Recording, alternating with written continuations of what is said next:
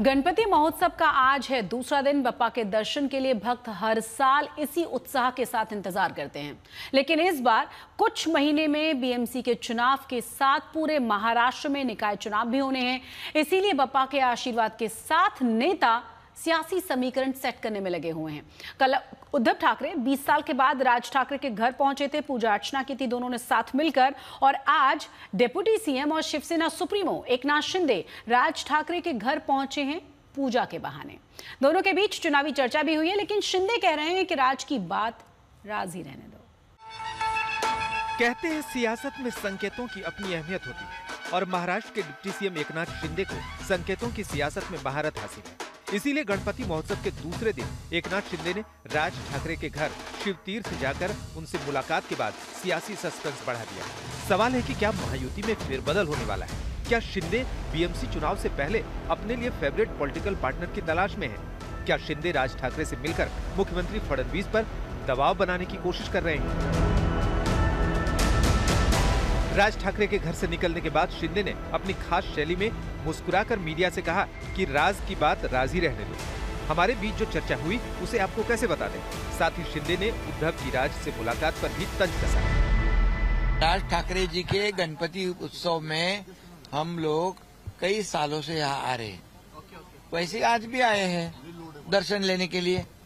और हमारे जो संबंध है एक दूसरे के घर जाना आना, और उसके वैसे गणपति में आए हुए हम लोग तो बराबर आ रहे हैं, लेकिन कुछ लोग पहली बार दिखाई दे रहे हैं।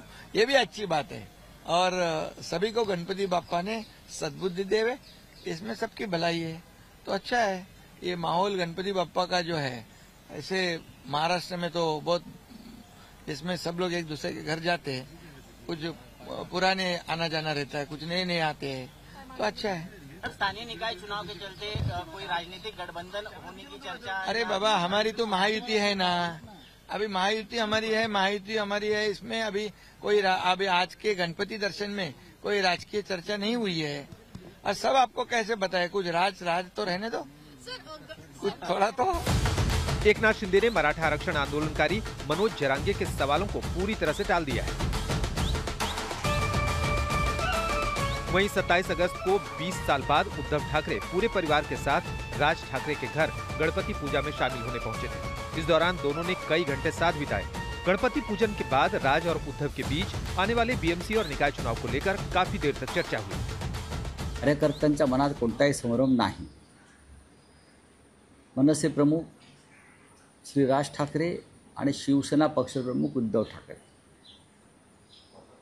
हे दोन प्रमुख नेते जरी असले राजकारणातले, तरी सगळ्यात आधी ते भाऊ आहेत, बंधू आहेत, आणि त्यांच्या एकत्र येण्यानं महाराष्ट्राच्या राजकारणाला सुद्धा नवी दिशा आणि बळकटी मिळेल याची खात्री कार्यकर्त्यांना असल्यामुळे हा गणेशोत्सव त्यांच्यासाठी अधिक आनंद घेऊन येतो। मराठी अस्मिता की सियासत करने वाले ठाकरे बंधु बीएमसी चुनाव के साथ 4 नगर निगमों का चुनाव साथ में लड़ने के संकेत पहले ही दे चुके हैं, जिससे महाराष्ट्र की सियासत में नए सियासी समीकरण बनने की संभावना जताई जा रही है।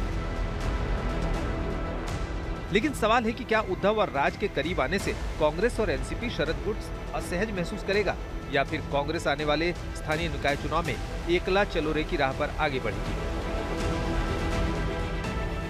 गणपति महोत्सव के दौरान सियासत भी साथ साथ चल रही है। सभी नेता बप्पा के पूजन के बहाने शक्ति प्रदर्शन में लगे।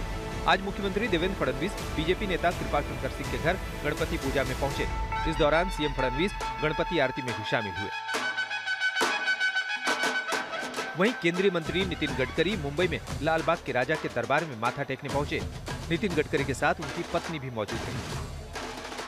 गडकरी ने बताया कि उन्होंने बप्पा से प्रार्थना करते हुए कहा है, विघ्नहर्ता गणपति सभी के कष्ट हरे।